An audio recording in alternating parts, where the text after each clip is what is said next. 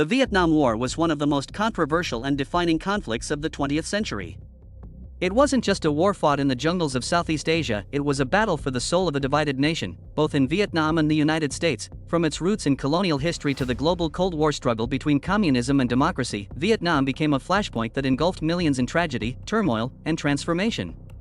This is the story of how a small, distant nation became the epicenter of a conflict that left scars across the world. To understand the Vietnam War, we must first look at the legacy of colonialism. For nearly a century, Vietnam was under French rule. Part of what was known as French Indochina. The Vietnamese people endured oppression, exploitation, and poverty, but resistance simmered under the surface. In the mid-20th century, a charismatic leader emerged, Ho Chi Minh.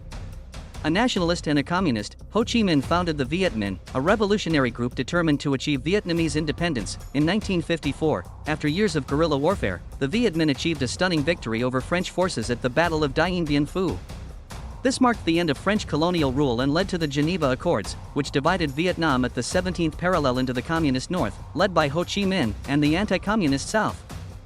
Backed by the United States viewed the division of Vietnam through the lens of the Cold War. President Dwight D. Eisenhower popularized the domino theory, warning that if one country fell to communism, neighboring nations would follow. This fear led to increased U.S. support for South Vietnam. American leaders backed Ngo Dinh Diem, a staunchly anti-communist leader, as president of South Vietnam. However, Diem's authoritarian rule, coupled with his persecution of Buddhists, fueled unrest and alienated many in the South. By the early 1960s, under Presidents John F. Kennedy and Lyndon B. Johnson, U.S. involvement escalated. Advisors were sent to train the South Vietnamese army, and covert operations targeted the North. The turning point came in 1964, with the Gulf of Tonkin incident, in which U.S. ships were allegedly attacked by North Vietnamese forces.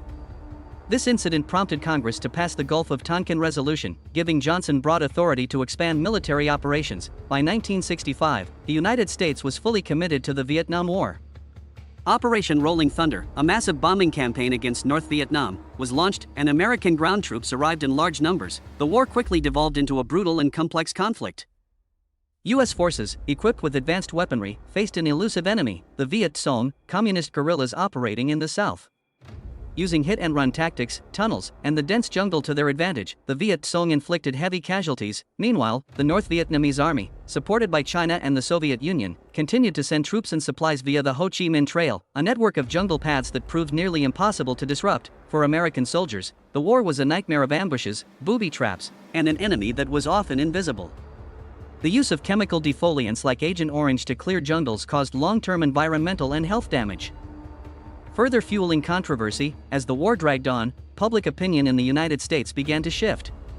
The images of wounded soldiers, devastated villages, and body bags returning home led many to question the purpose and morality of the conflict. The Tet Offensive of 1968, a massive surprise attack by the Viet Cong and North Vietnamese forces during the Lunar New Year, shocked the American public. Although it was a military failure for the communists, the scale of the attack shattered the perception that the U.S. was winning the war. At home, protests erupted.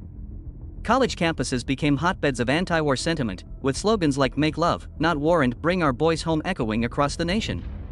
The Kent State shootings in 1970, where National Guard troops killed 4 student protesters, highlighted the deep divisions within America. By the early 1970s, the U.S. was looking for a way out. Under President Richard Nixon, a policy of Vietnamization was introduced, aiming to transfer the burden of the war to South Vietnamese forces while gradually withdrawing American troops. Despite peace talks in Paris, fighting continued. The war finally came to an end in 1973 with the signing of the Paris Peace Accords. U.S. forces withdrew, but the conflict in Vietnam raged on. In 1975, North Vietnamese forces launched a final offensive, capturing Saigon and uniting the country under communist rule. The images of helicopters evacuating Americans and South Vietnamese from the U.S. Embassy remain seared into history. The Vietnam War left deep scars on both Vietnam and the United States. Over 58,000 American soldiers and millions of Vietnamese civilians and combatants lost their lives. In Vietnam, the war devastated the economy and left the countryside littered with unexploded ordnance.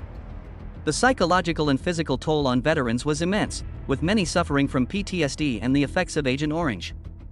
For the United States, Vietnam was a lesson in the limits of military power and the consequences of political miscalculation.